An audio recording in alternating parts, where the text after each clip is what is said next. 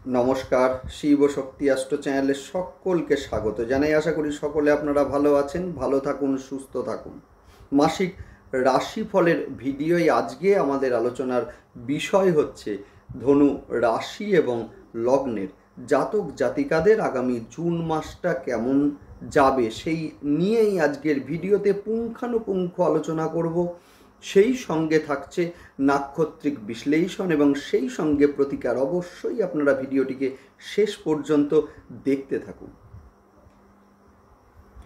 ধনু রাশি এবং লগ্নের যিনি অধিপতি তিনি হচ্ছেন বৃহস্পতিদেব, যিনি কিনা অবস্থান করছেন ষষ্ঠ স্থানে।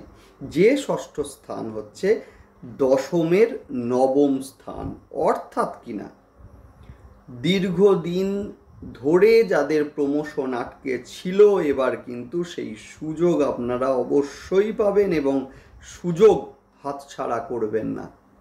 সেই সঙ্গে বলতে পারি যে মূলত এই সময়ে পড়াশোনার ফাঁকেও কিন্তু প্রেমের হাতছানি সেইটাও কিন্তু লক্ষ্য করব এই সময়ে, যেহেতু মাসের একেবারে প্রথমে আপনাদের পঞ্চম স্থানের অধিপতি মঙ্গল পঞ্চম স্থানে গোচর করছেন। সেই সঙ্গে বলবো যে বিলাসিতার পিছনে কিছুটা ব্যয় সেইটাও লক্ষণীয়। সেই সঙ্গে যেহেতু বৃহস্পতিদেব আপনাদের রাশি এবং লগ্নের অধিপতি, একই সঙ্গে কিন্তু চতুর্থ স্থানেরও অধিপতি, অর্থাৎ বাড়ি বা জায়গা যারা কিনতে চাইছেন লোনের মাধ্যমে, যেহেতু ষষ্ঠ স্থান হচ্ছে লোনের মাধ্যমে, অবশ্যই তারা সফল হবেন। যাই হোক, আসছি বিস্তারিত আলোচনায়। অবশ্যই আপনারা সঙ্গে থাকুন, সেই সঙ্গে অবশ্যই আপনারা সাবস্ক্রাইব করে নেবেন কিন্তু চ্যানেলটিকে। দেখুন, যে কোনো সিদ্ধান্ত নেওয়ার ক্ষেত্রে কিন্তু গ্রহের গোচর এটা কিন্তু দেখা ভীষণ ভীষণ জরুরি। না হলে কিন্তু সিদ্ধান্তে ভুল হওয়ার একটা সম্ভাবনা সেটা কিন্তু মূলত থেকেই যায়।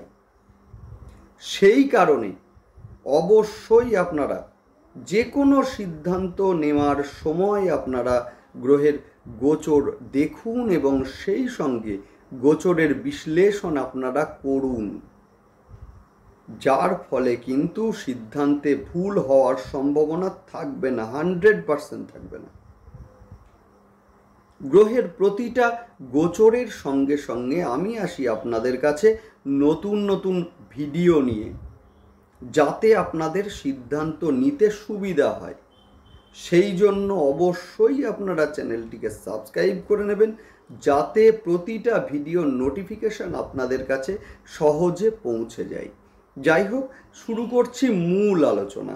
ধনু রাশি বা লগ্ন,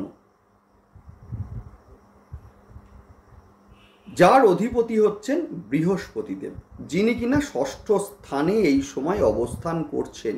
ষষ্ঠ স্থান একদিকে যেমন লোন বা ঋণ, সেই সঙ্গে অন্যদিকে ষষ্ঠ স্থান হচ্ছে রোগের স্থান, অর্থাৎ কিনা এই সময়ে পেট বা লিভার সংক্রান্ত সমস্যা, সেই সঙ্গে সিওপিডির সমস্যা, শ্বাসকষ্টের সমস্যা, অ্যাজমার সমস্যায় যারা ভুগছিলেন এদের ক্ষেত্রে মূলত এগুলো কিন্তু বৃদ্ধি পেতে লক্ষ্য করা যাবে। সেই সঙ্গে আমরা বলতে পারি যে অপ্রয়োজনে বা অযথা ব্যয় বা ঋণ সেইটাও কিন্তু লক্ষ্য করা যাবে। সুতরাং ঋণ নেওয়ার সময় অবশ্যই আপনারা প্রয়োজনীয়তা বিচার করে তবেই আপনারা ঋণ নিন, সেক্ষেত্রে আপনাদের কিন্তু সুবিধা হবে। সেই সঙ্গে আমরা দেখব যে কমিউনিকেশনের ক্ষেত্রে কিছুটা বাধা, যেহেতু শনিদেব অবস্থান করছেন এই মুহূর্তে মূলত আপনাদের হচ্ছে তৃতীয় স্থানে।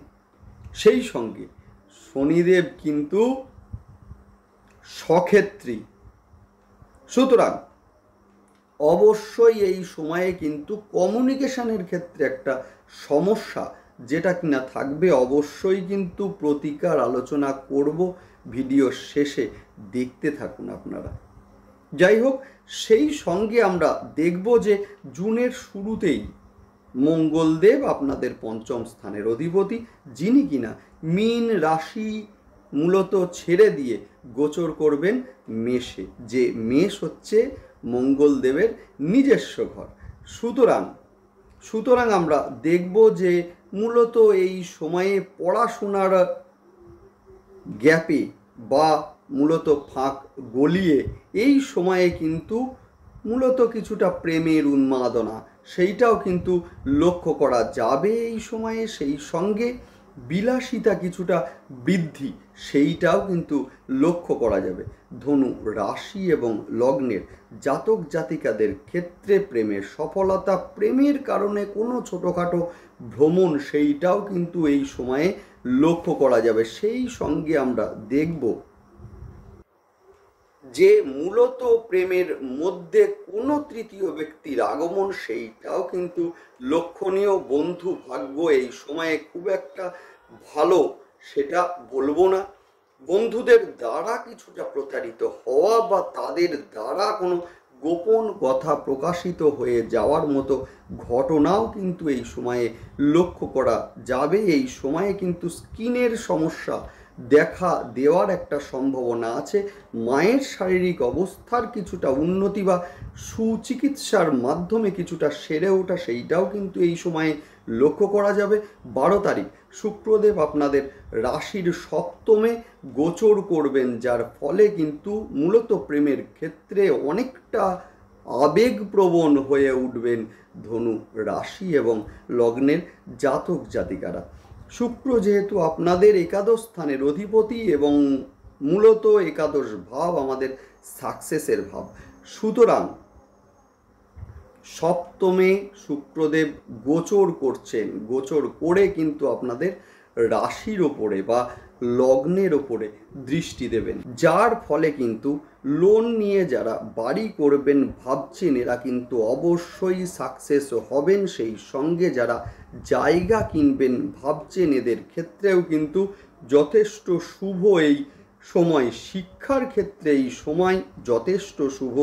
যারা টেকনোলজি, ইঞ্জিনিয়ারিং, মেডিকেল, আর্টস নিয়ে পড়াশোনা করছেন এদের ক্ষেত্রে সময়টা যথেষ্ট শুভ। কর্মক্ষেত্রে কিছুটা গুপ্ত শত্রুতা বৃদ্ধি পাওয়ার একটা সম্ভাবনা সেইটাও কিন্তু আছে। আপনার অফিসে বস বা ঊর্ধ্বতন কর্তৃপক্ষের কাছে আপনার বিরুদ্ধে আপনার অবর্তমানে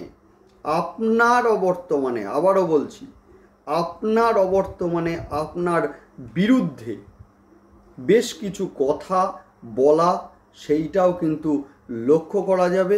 সেই সঙ্গে সোশ্যাল মিডিয়ায় যারা আছেন এদের জনপ্রিয়তা কিন্তু এই সময়ে অবশ্যই বাড়বে এবং সোশ্যাল মিডিয়ায় কিন্তু ভালো জায়গা তৈরি করতে সক্ষম হবেন ধনু রাশি এবং লগ্নের জাতক জাতিকারা।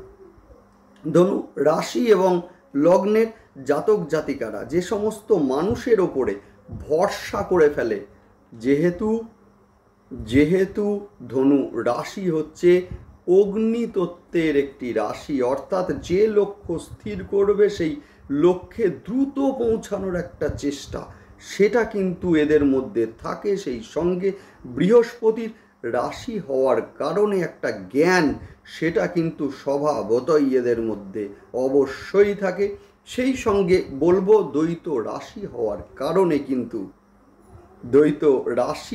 কারণে কিন্তু যে কোনো সিদ্ধান্ত নেওয়ার ক্ষেত্রে দোদুল্যমান একটা অবস্থা। বৃহস্পতি যদি রেক্টোগেট থাকে তো যে কোনো সিদ্ধান্ত নেওয়ার ক্ষেত্রে একটা সময় সেইটা লক্ষ্য করা যায়। সেই সঙ্গে বৃহস্পতির রাশি হওয়ার কারণে এরা কিন্তু মানুষকে যথেষ্ট বিশ্বাস করে ফেলে। যাই হোক, সেই বিশ্বাসের জায়গাটা থেকেই বলছি যে মূলত ধনু রাশি এবং লগ্নের জাতক জাতিকারা মানুষের ওপরে ভরসা করে কোনো দায়িত্ব, মূলত কর্মের দায়িত্ব বা ব্যবসার কোনো দায়িত্ব দিয়ে কাজ করাতে গেলে কিন্তু এই সময়ে মূলত প্রতারিত হওয়ার একটা সম্ভাবনা সেটা কিন্তু এদের আছে। এই সময়ে যারা ইলেকট্রনিক্সের ব্যবসা, টেকনোলজি, কসমেটিক্সের ব্যবসা, সেই সঙ্গে পোশাক, সেই সঙ্গে খাদ্যদ্রব্যের ব্যবসা করছেন, এদের ক্ষেত্রে কিন্তু যথেষ্ট উন্নতির যোগ এই সময়ে আছে। মূলত এই সময়ে সন্তানের ক্ষেত্রে যে উগ্রতা, সেই উগ্রতাটা কিন্তু প্রকাশ পাবে। কিছুটা অবাধ্যতা, কিছুটা উগ্রতা, সেইটা কিন্তু দুশ্চিন্তার কারণ হয়ে দাঁড়াতে পারে। সেই সঙ্গে বলবো যে এই সময়ে কিন্তু গৃহ, জমি, ফ্ল্যাট যারা কিনতে চাইছেন, এদের ক্ষেত্রে বলবো অবশ্যই লিগ্যাল পেপারস দেখে ভালো করে সার্চিং করে তবে নিন। যেহেতু আপনাদের চতুর্থ স্থানে রাহু আছেন, সেই কারণে কিন্তু প্রতারিত হওয়ার একটা সম্ভাবনা বা বিভ্রান্ত হওয়ার একটা সম্ভাবনা সেটা কিন্তু আছে। সেই সঙ্গে ভাই বা বোনের শরীর নিয়ে কিছুটা দুশ্চিন্তা সেইটাও কিন্তু থাকছে এই সময়ে। এই সময়ে যে কোনো তীর্থস্থান ভ্রমণ যথেষ্ট উপকারী হবে। বাহন ক্রয়ের ক্ষেত্রেও কিন্তু এই সময় ভীষণ শুভ। যাই হোক, নেক্সট আলোচনা করছি নাক্ষত্রিক বিশ্লেষণ নিয়ে। মূলা নক্ষত্রের জাতক জাতিকাদের বলবো এই সময়ে কিন্তু মূলত তীর্থস্থান ভ্রমণ উপকারী হবে। সেই সঙ্গে বাহন ক্রয়ের ক্ষেত্রে এই সময় শুভ। হঠাৎ করে রেগে যাওয়ার একটা সম্ভাবনা আছে, যার ফলে মানুষ কিন্তু ভুল বুঝতে পারে, আপনাদের শরীরে আঘাত প্রাপ্তির একটা সম্ভাবনা সেটাও কিন্তু লক্ষ্য করা যাচ্ছে। নেক্সট আলোচনা করব পূর্বষাঢ়া নক্ষত্রের জাতক জাতিকাদের ক্ষেত্রে। অফিসে কলিগদের সঙ্গে হঠাৎ করে ঝামেলায় জড়িয়ে পড়ার একটা সম্ভাবনা সেটা কিন্তু আছে। সেই সঙ্গে মূলত রাজনৈতিক ফিল্ডে যারা আছেন, এদের ক্ষেত্রে বলবো চক্রান্তের শিকার হতে পারেন এই সময়। এই সময়ে মূলত কিছুটা প্রতারিত হওয়ার একটা সম্ভাবনা আছে, শরীরে হঠাৎ করে আঘাত প্রাপ্তির একটা সম্ভাবনা আছে।